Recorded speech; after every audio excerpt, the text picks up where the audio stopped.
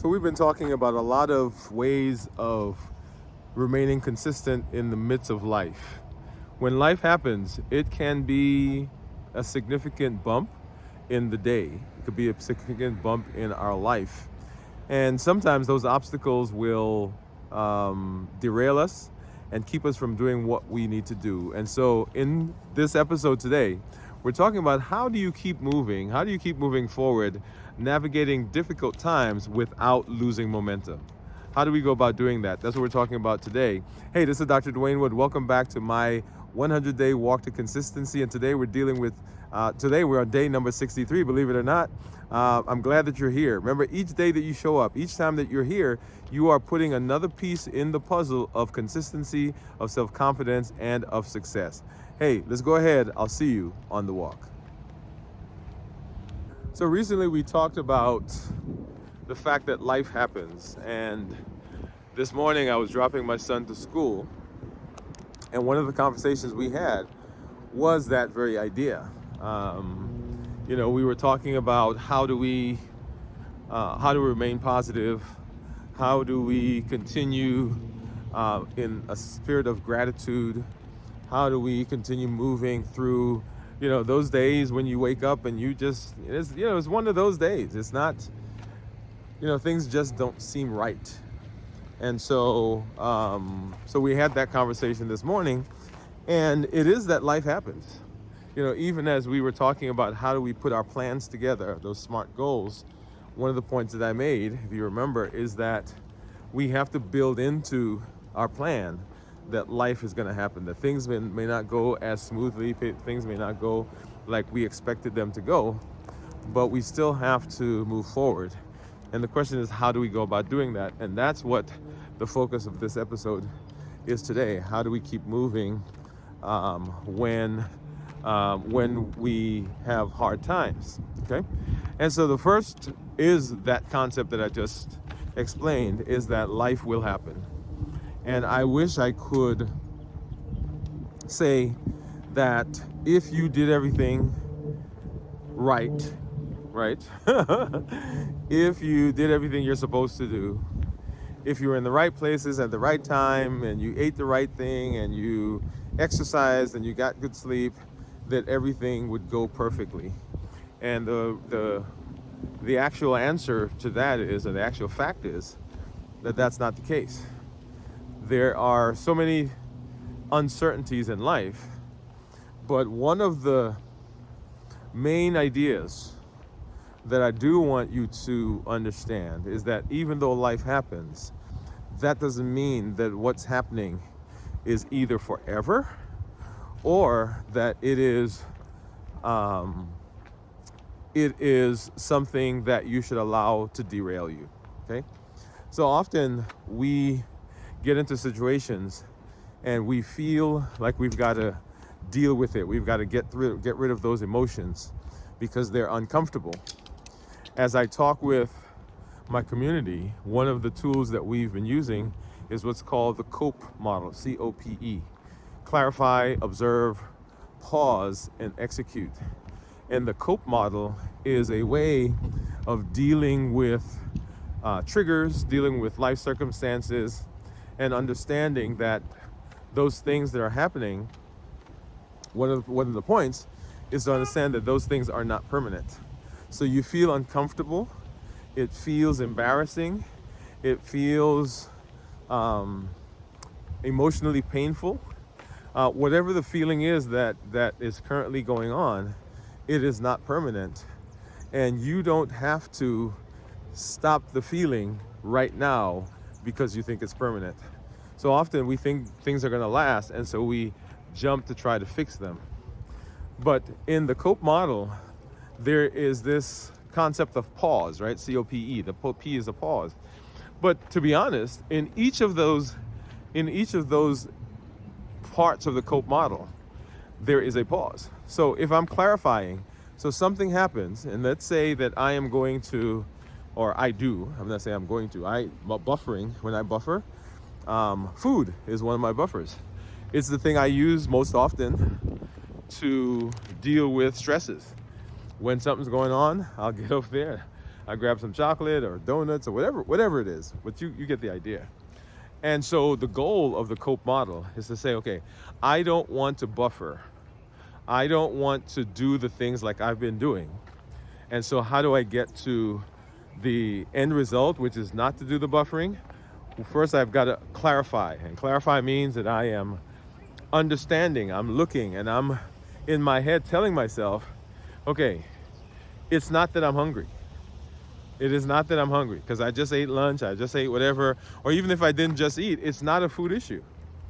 So we got to clarify. So what is the thing that has caused me now to be sitting at this table or in this store or up with this piece of chocolate, this candy, this cookie, this pasta, this rice, whatever it is I'm using? What is it that has caused that?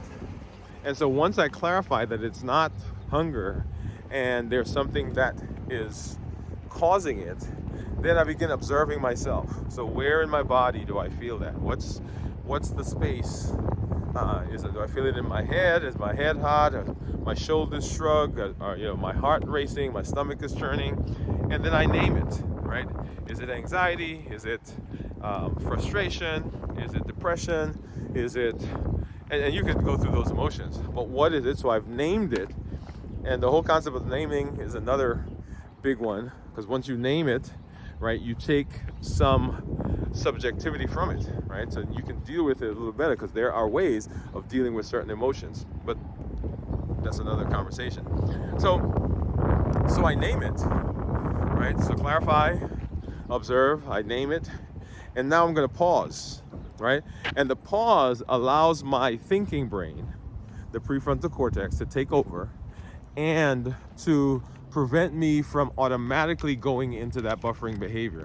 Because normally what happens is something happens, and think about your situations. There is some event that triggers you, and before you know it, you're doing the buffering behavior. Now we're using food, but there's all kinds of buffering behavior. People become over-sexual. People become, they go back to substances. They begin gambling. So anyway, number of buffering behaviors that we can use. But before we know it, we're in the buffering behavior because our amygdala, that is the primitive brain, has taken over. But when we pause, it allows our prefrontal cortex, the thinking brain, to be the one that's in charge. And when it's in charge, it can now come and superimpose its thoughts, its will, on the amygdala and say, hey, we don't have to fix this right away. It's okay. We know this is not going to last forever. We know that we're not going to die. We know that we are capable to handle this without buffering, okay? And then, so the pause, we'll come back to that in a minute, and then execute. And so the execution is sticking your hand into your toolbox and doing something different than you normally do, right? So I normally eat, but now I'm going to go for a walk. I normally eat, but now I'm going to do some yoga. I normally eat, but I'm going to practice deep breathing. I normally eat, but I'm going to count. I normally breathe, but I'm going to do a body scan, right? So now you have to have learned those tools for order for you to pull them out. Because if you don't know the tools, guess what? When you need them, you can't get them, okay? So let's go back to the pause for a minute. And the pause really happens throughout our day, throughout our lives, throughout everything that we do, because the pause is where our thinking brain gets to be in charge, and the thinking brain gets to direct and regulate what we do, okay? So that's the premise, that's the basis, that things don't last forever, life happens, and we are well capable of handling and dealing with them, right? So how do we keep moving forward during hard times? So first question is, why do hard times test your consistency? Well, if everything is going well, consistency feels easy, right? So if I'm feeling good, I'm feeling excited about life, and it's warm out, and somebody puts all of my clothes out and my tennis shoes, if everything is fine, then consistency is not a big problem.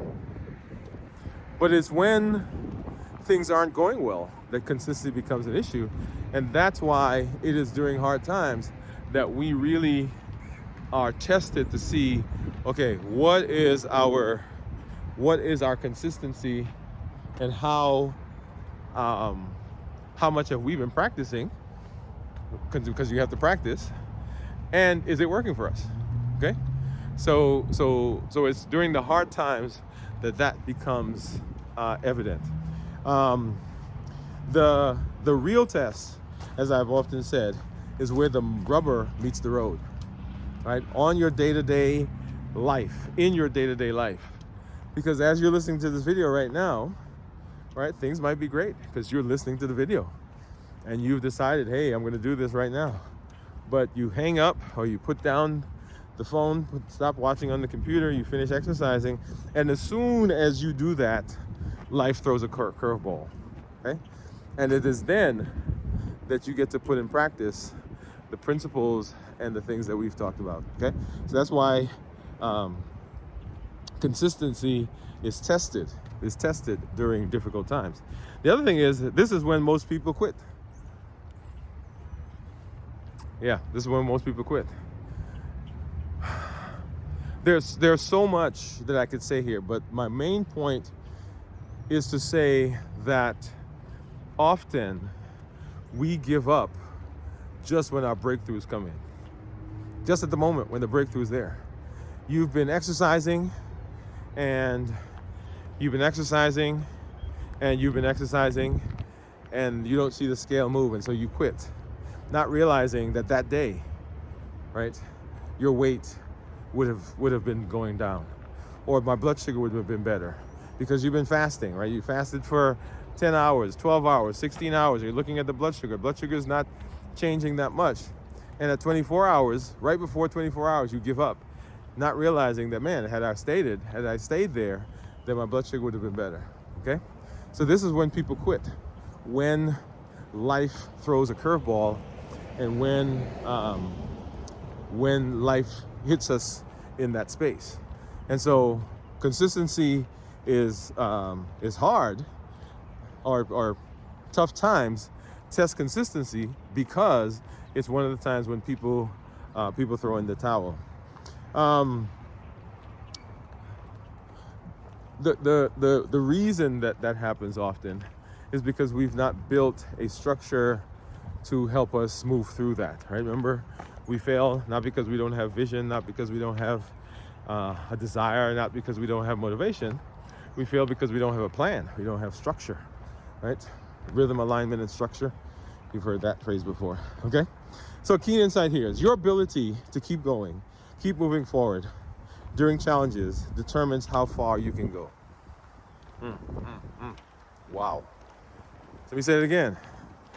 Your ability to keep going determines how far you go.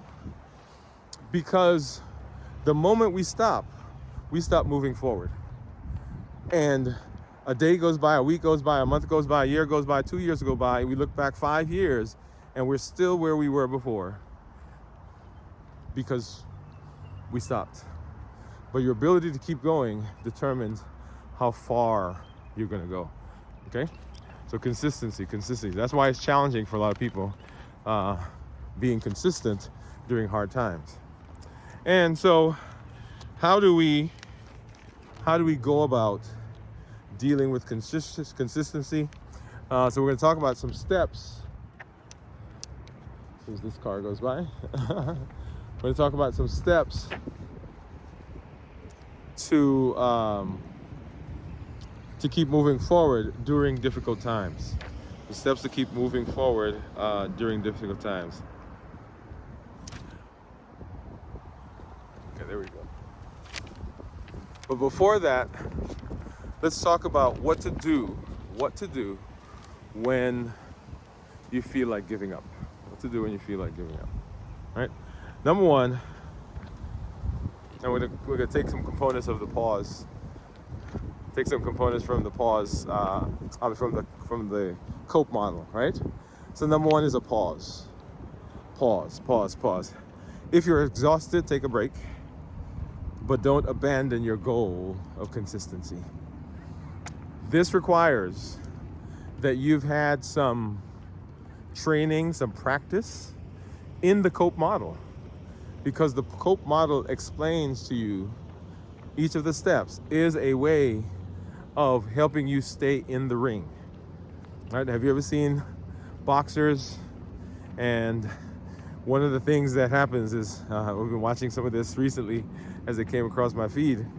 You know, boxer gets in the ring, and you know, the first round they get knocked down. Right? They're like, wait a minute, we're 20 seconds into the fight and you go down, and the referee comes over and they do the count, and they get up before the 10 count. They go back to their corner, or they go back at it right there. And can you imagine what happens? Can you imagine what happens if the fighter that just got knocked down gets out of the ring? That's it, right? So forever, it's that space that I got knocked down in 20 seconds in the ring for this fight. But often I've seen those fighters get up, and I've seen them go at it, and I've seen them get knocked down again. But until the referee says, okay, I think this is unsafe, they keep getting back in the ring.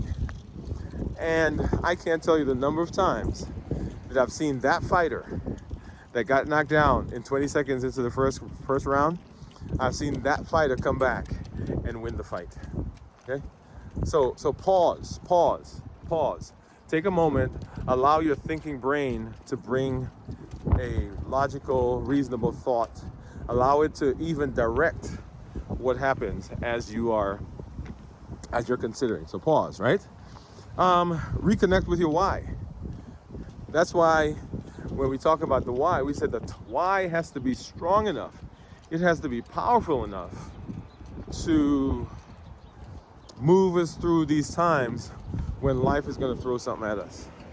If it's not, then the why is really not the thing. That why is not what we need to be using, right? So the why has to be strong enough to get you through these times when it's going to be tough. It's going to be hard. It's freezing outside, but I still got to walk, right? So what do? Well, you could not walk, or you can get on the elliptical, like I did. Okay. And by the way, you guys didn't get to see one of the bloopers where the elliptical, I don't know, one of the rails came off or something. Maybe I'll post some of those bloopers. And I got off, I fixed it, and of course, you saw the final video. But yeah, it happens. Okay. So reconnect with your why. Remind yourself why you started on this journey. You wanted to be healthy. You have a son, a daughter, who you want to see grow up. You have someone who's getting married. You're having a baby. You're retiring, and you guys want to travel, and you need to be healthy. You're trying to save money, and you're looking for a consistent way of doing that. You're working on your consistency. You're working on your overall health. You're working on your overall wellness. You're working on just having a more consistent life. Right? Whatever the why is, reconnect with it, because it will be what helps you through the process. And then focus on one small win at a time. Oh, yeah. Look at that. All those processes, all those concepts are coming back. Focus on a small win. There are so many places, as I was pointing out to my son this morning, there are so many times that we miss the opportunity to encourage ourselves because we're looking for that big win. And when there's all these small little wins that are happening every single day, but because we're not focused on those, because we're not looking at those, then we don't celebrate them. And celebrating them is huge and very, very important. So focus on those small wins. Drink more water. You drinking more water? Celebrate it. You haven't been able to walk 30 minutes and you're walking 5 minutes? Celebrate it. You save some money. It's not $1,000, it's not $2,000, but it's $100. Celebrate it. Right? Every time you celebrate, you are giving more encouragement to yourself, and you're helping your inner coach to have more ammunition to say, okay, this is something that we do. This is something that we are able to. This is who we are. This is the person that we're building. This is the new behavior that we are building, that we're using. Okay. All right. So now let's go ahead and give you the 5 steps. All right. So 5 strategies to keep moving forward during difficult times. You ready? And we'll give you our challenge in a minute. So number 1, moving through difficult times, is accept that challenges are part of the process. All right, so we started with that. Accept that, it's not going to all be smooth. It's going to happen, but it's just part of life. I am not being targeted. There's no, well, that's a whole nother concept, but it is part of what happens in our existence. Okay? So basically life happens. The sooner you accept this, the sooner you accept this, the easier and better it is for you to make changes and for you to be successful.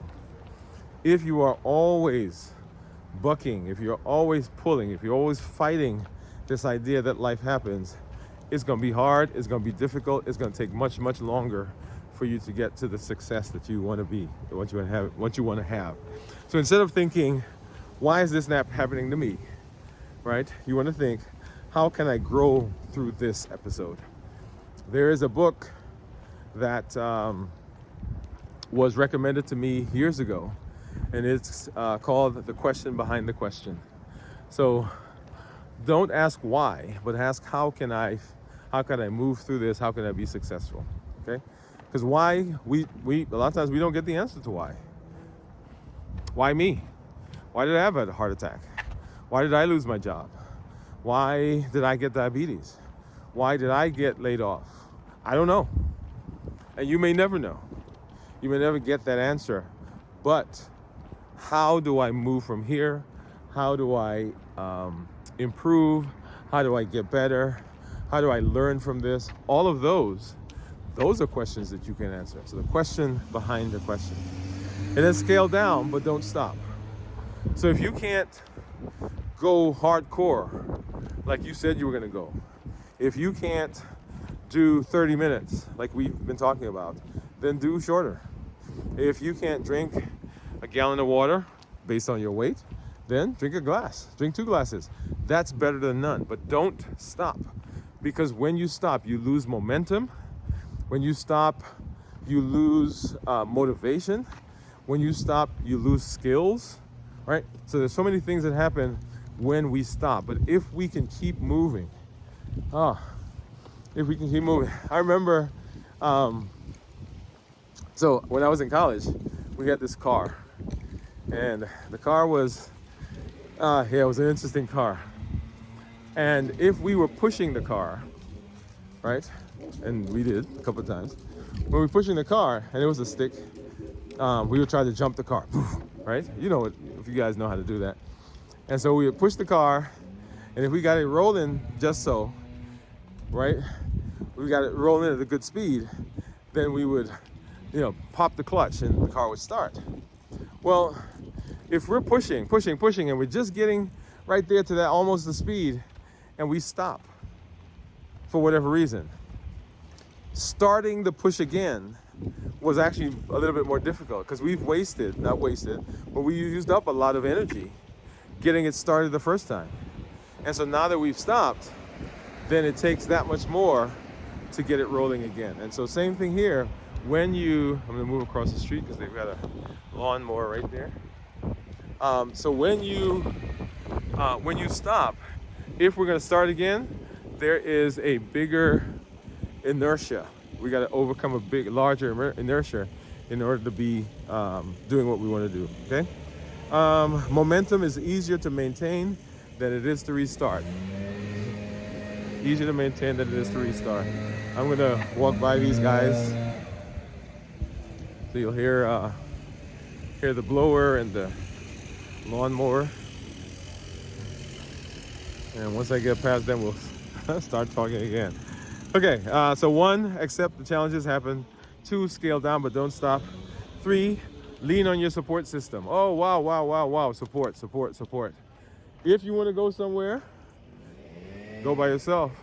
But if you want to be consistent, if you want to be successful, if you want to maintain success and consistency, then you want to go with other people. Your community is important. They bring accountability, they bring coaching, they bring someone that you could just hang out with, a peer, someone you could bounce ideas off of. They help to support you, they help to pull you, they help to let you know that you're not by yourself. It is amazing, the benefit of community.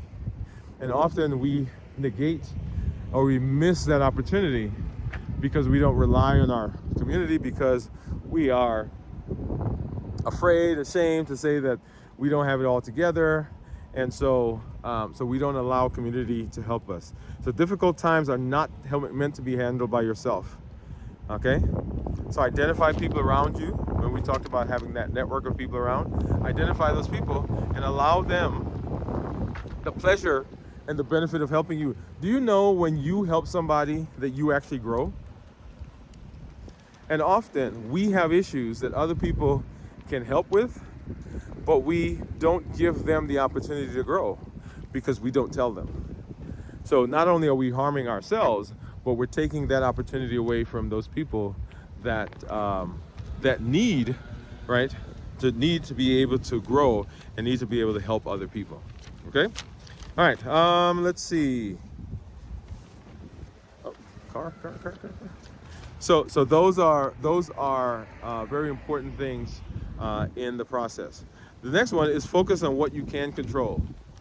The Serenity Prayer says, grant me the wisdom to know the difference between what I can control and what I can't. Okay? So the things you can control them. You can control whether you get up in the morning. You can control whether you put your clothes out at night. Those are things you can control. You can't control the weather. You can't control your boss. You can't control what they have at the grocery store.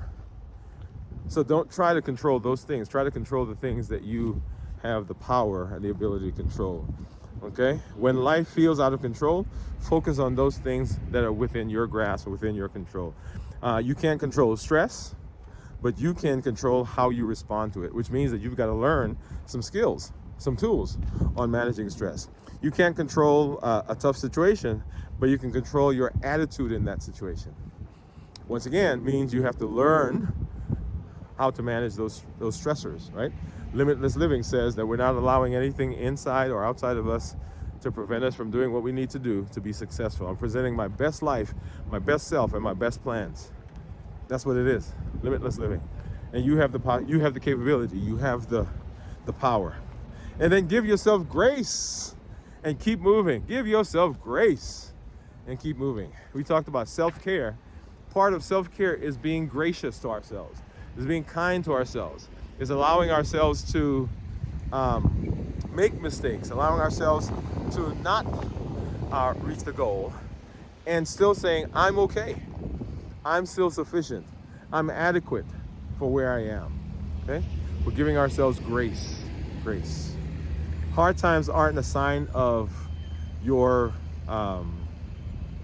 it's not a sign to quit. Hard times are not a sign that you are not enough. Hard times are not a sign that you have failed.